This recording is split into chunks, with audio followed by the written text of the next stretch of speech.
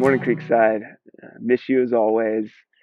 Pastor Mark started last week a new series in Isaiah, which I'm excited about.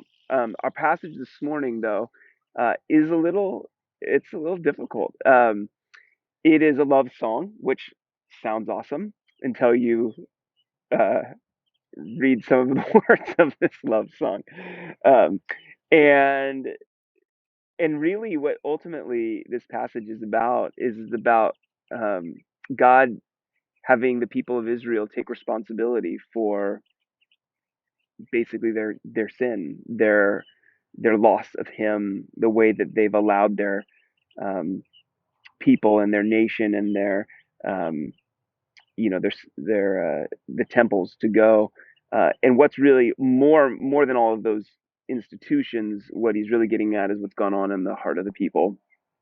And as you read it, it's pretty convicting, uh, and there's just no way. And it doesn't, sometimes by the end of the passages you'll have this like uplifting, like, but God's gonna fix everything and heal your land. And this passage doesn't in that way. This passage is really about kind of maybe the tragedy of God's love for His people and our role in that. And I think this morning it's so important just to reflect on that part. It's the part we don't like to think about. We don't love to take responsibility for the things we've really kind of messed up, and we don't like to take responsibility for the ways that we've ignored the voice of God. I get it. I mean, uh, that's what made this passage so hard for me as I read through it. But it's in here. It's in the Bible for a reason, and it's something that we have to heed. And maybe something that we ultimately have to just know about humans is that to be in relationship with God is to continually own our own shortcomings. And if we stop doing that, we're going to lose sight of Him. And so anyway, so he starts off with he says, "Let me sing for my beloved my love song concerning His vineyard." So this is Isaiah saying he's going to sing a love song concerning His vineyard. "My beloved had a vineyard on a very fertile hill. He dug it, and he cleared it of stones and planted it with choice vines. He built a watchtower in the midst of it and hewn out a wine vat in it. And he looked for it to yield grapes, but it yielded wild grapes." So at the beginning of this song, there's God, the God figure, who has found this fertile hill. He's planted a vineyard in it. He put a watchtower around it. He's made a wine vat so that when they produce these fruitful grapes, they can go and make wine from it. And he's planted all of these plants, and he's looking for them to yield these grapes where they can then make wine out of them. Um, and yet instead of that, what he expected, it's yielding these wild grapes. I just right where we're at right here. In fact, behind me, that's why I'm sitting over here right now. Is if you can see it, that is a grapevine on the ground. That grapevine was crazy when I moved into this house. It was all wrapped around this tree here. It climbed all the way up the tree, kind of going wherever it wanted to. And it was like, I would always joke that we had the one and only grape tree, because occasionally grapes would grow out of that vine and hang down from the tree, and you could pick them right from the tree. Which, if you know any of your viticulture, vines are not usually trees. So, but anyway, what was interesting about this grapevine is, as it was let to go wild, kind of go all of its own ways, it ended up getting really big, and but it never really produced any fruit. There would occasionally be a few small clumps of grapes, but it just never really produced fruit. Over here, I don't know if you can see it. Let's see. There's there.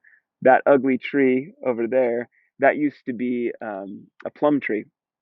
But what happened over the years is that the rootstock of that plum tree was let to go wild. And so most fruit trees, you have the kind of you have it's two parts of a tree. It's the rootstock and then what's grafted in on top. And so that rootstock a lot of times will grow suckers, and those suckers will ultimately overtake the whole tree and go wild.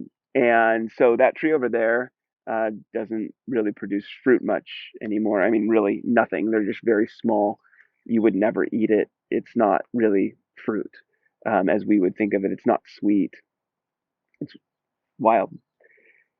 I mean, that's kind of the thing. Like what what what God is trying to say here is that He created this people and he gave them this land and he led them through deserts and he gave them his law and he gave them his temple and his tabernacle and he gave them all of these things. He had relationship with them and he rescued them and he did miracles for them, and so he cultivated this ground, and he was looking for the people of for that to produce in the people of Israel kind of this sweetness, right?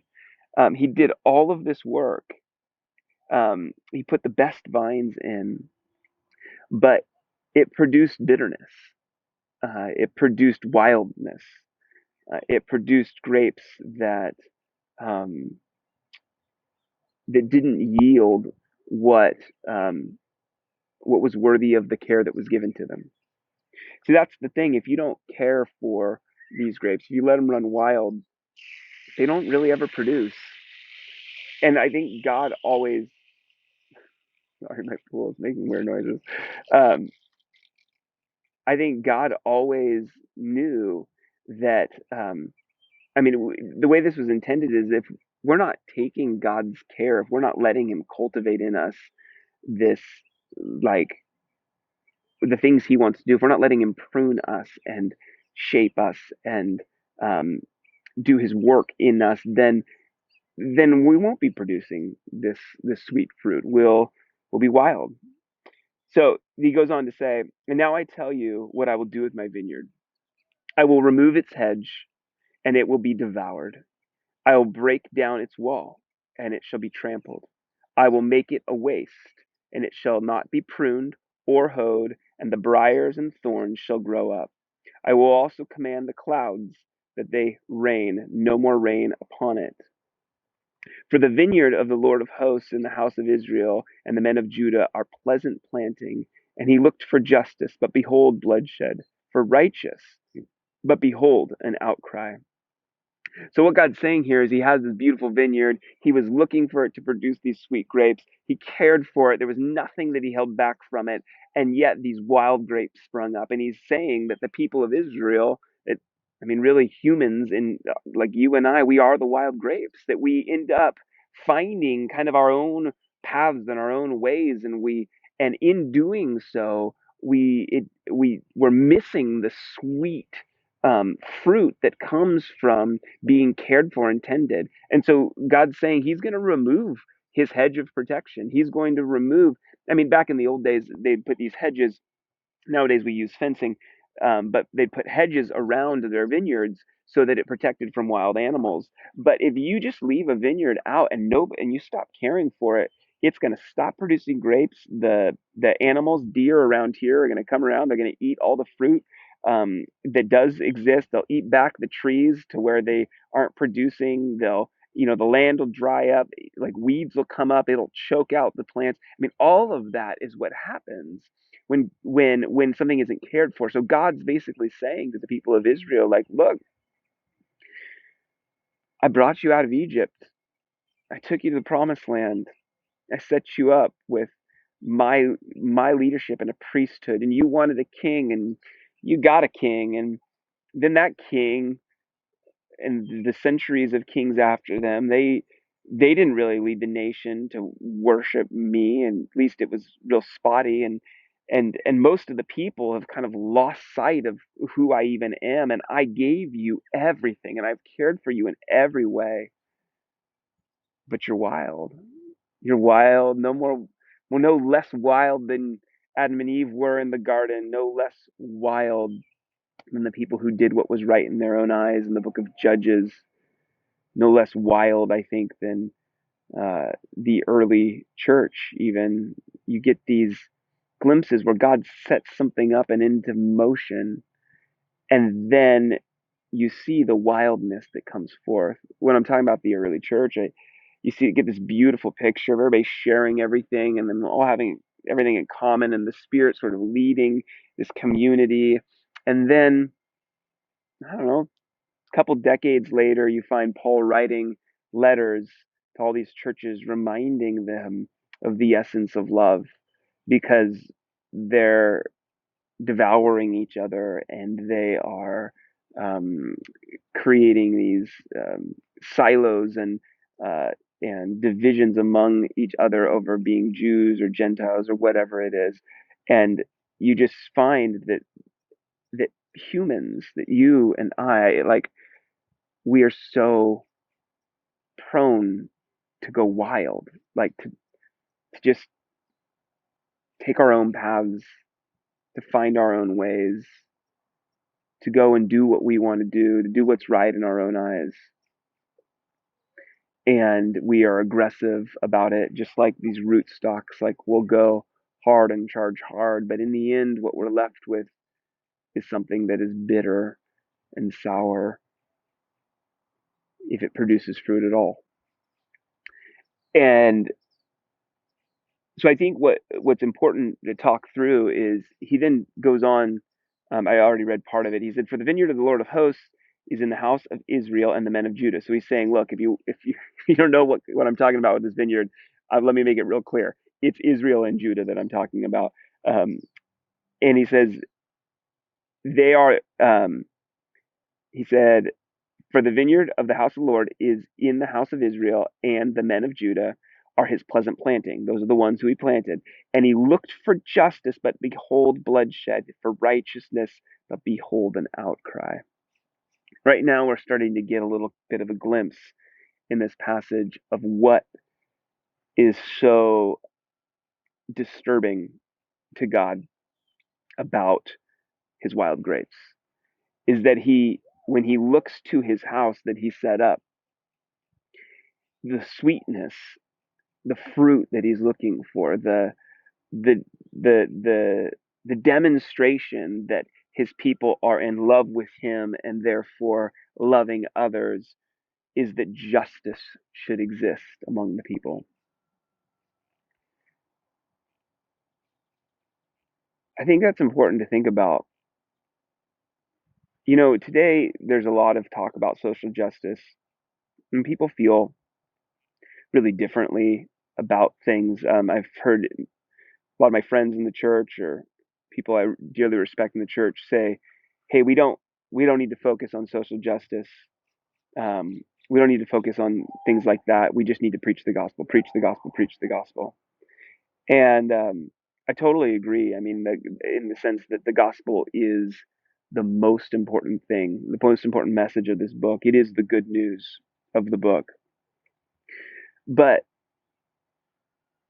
part of what God is saying here is that justice is a fruit. It shows that these words have penetrated our heart, that we actually understand God by the way we treat other people, right? Like, we will know God more when we treat people the way that God has intended us to treat them. And we will represent God more when we treat people the way that God has intended us to treat them. And when God looks upon his people and in the cultures that they've created, and there is not justice, there is not concern for the powerless or the oppressed. There's no sense that the leaders of people are not standing up for those who do not have voices themselves. When that doesn't exist, then it says to God that all of his love isn't working. That's pretty important to me. Like, that's pretty it seems pretty important that we would be a people that reflect the love that we've received from God. It's so important to God that it is one of the two things that he says are his frustration with this vineyard. That the people of Israel are taking advantage of the poor or not caring for the poor. That the people of Israel are not engaged in just living. So instead of justice, all he sees is bloodshed. All he sees is anger and violence. And honestly, like when I look around our world, I see a lot of the same stuff. Believers, not believers. You see a lot of just violence. Some of it, I mean, some of it physical violence, right? A lot of it verbal or just anger that we allow to stir over things that are political or things that I don't know, whatever tribe we associate ourselves with that gives us license to dislike the other tribes. That this wild grape problem is a huge problem. And if we don't think justice is important to God, then we have sorely misunderstood his character. He wants to look upon his people. He wants to look at you and I in our workplaces, in our families, in the neighborhoods we live in, and know that we are people uh, who fight for what is just rather than fighting with the people that we disagree with. Um, but then he goes on, he said he looked for justice, but instead he found bloodshed, and he looked for righteousness, but behold, an outcry. So with the righteousness, um, I think what God's saying there is he's just saying he looked around to see who was doing the things that he asked them to do. That's what it is ultimately to be righteous, right? Like he gave, we'll just simplify it with the Ten Commandments. He said, love me above all things. Are we doing that? He said, don't covet your neighbor's things. Are we doing that? He said, don't lie. He says, don't murder. Don't commit adultery. Don't do these things. Don't let your he gave us these things, and to do them is to be righteous, right? To like live according to the way that God has asked us to is to be righteous. Well, we all know that the world has, since the time of Adam and Eve, I mean, really, since the time of Cain and Abel, there's been bloodshed. The world has been filled with adultery and lying and cheating and putting God below so many other things. We don't protect the Sabbath or time with God. We don't. All of those things have all kind of like dissipated, and so we all know that probably are aware of our own unrighteousness, as well as, I mean, we're almost always really aware of everyone else's unrighteousness. Um, but what he says about this that I think is really important is that uh, he says he looks around and he sees this unrighteousness, and instead of repentance, what he hears is an outcry. I think that's really telling. He hears complaining. He hears an outcry. He hears people saying that it's not fair. You don't have to do that, or like why did God bring us this far to have us lose all these things? And he hears all this crying and whining, complaining out towards him. Um, I think about like my own kids when I discipline them, they are so prone to just get angry and pitiful or self-pitiful, like, oh, woe is me with all this stuff that happened to me. You don't understand. Why are you holding me to that standard? I'm like, well, you did punch your brother in the face. Yeah, but he da da da da da, and you're so unfair for. That's an outcry. That's an outcry. But the reality is, the boy punched another boy in the face. Well, I mean, that's hypothetical, but it has happened. Um, and that's the thing with righteousness. Like, we've we really do, like, God is not our chief concern. We really do covet our neighbor's stuff. We do. lie. And we do let, we may not murder people, but man, we let full vent to our anger. And you may or may not have ever committed adultery, but I'm sure there's lust in your heart. These things, we do them. We're not righteous. And then when we look to God, we cry out to him about how unfair he is when he holds us to these standards. I mean, the standard of righteousness in our culture and within the church is just massively eroding. And I think some of that is because we love to hear the good news. We love to hear how much God loves us and has a plan for us, and how much he's going to take care of all the things we can't take care of. And I'm not belittling that, because God is amazing in all those ways. But we just love to hear one side of the story.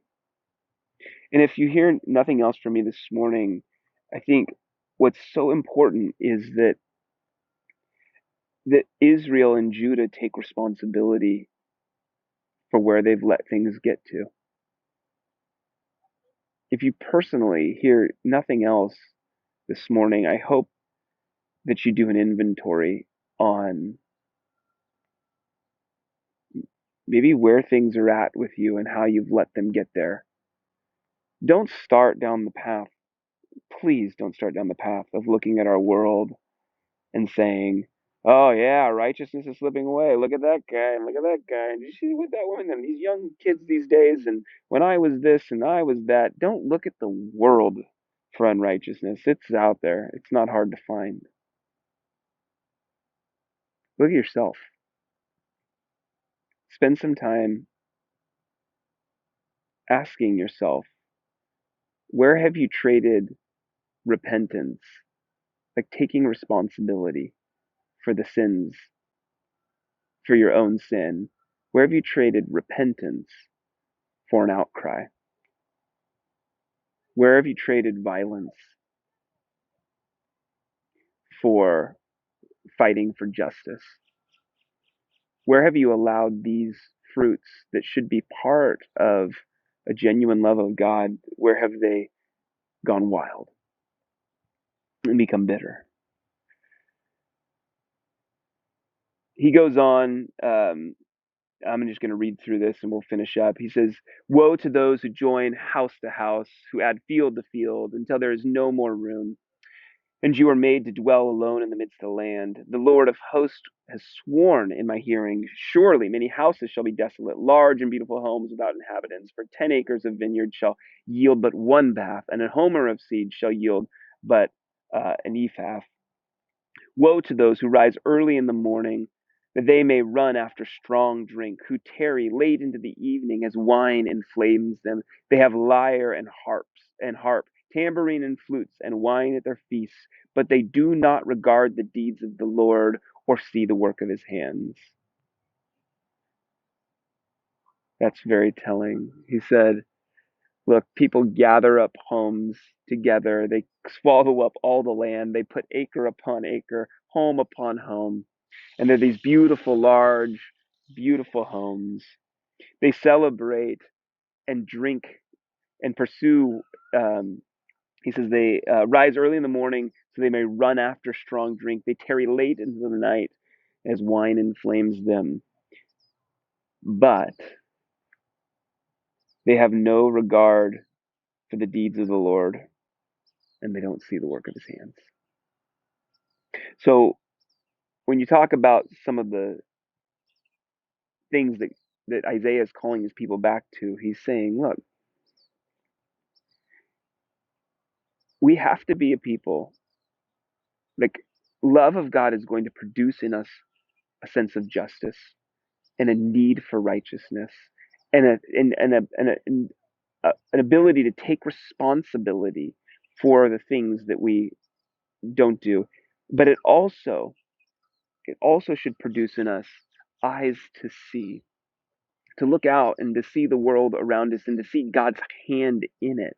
Because as we see God orchestrating things, as we see his work, as we see his deeds, those are the things that drive us back and back again to remember that we've traded this relationship with this loving, amazing, sovereign, just all-powerful, mighty God for homes and wine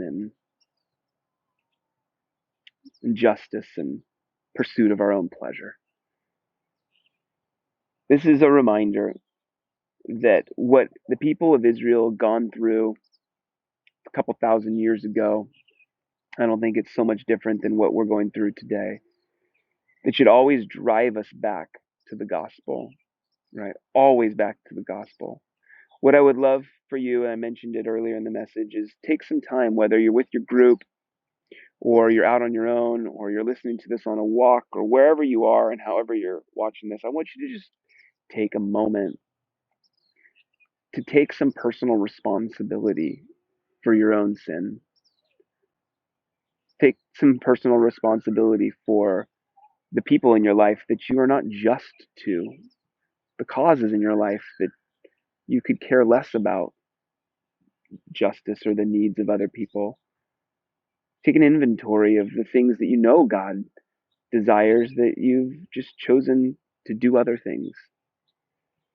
And let that be a reminder that the good news is only good news when we're in touch with the bitterness of our own sin. All right, Creekside. That's it. Cannot wait to see you in person. Peace. Lord bless you and keep you. Make his face shine upon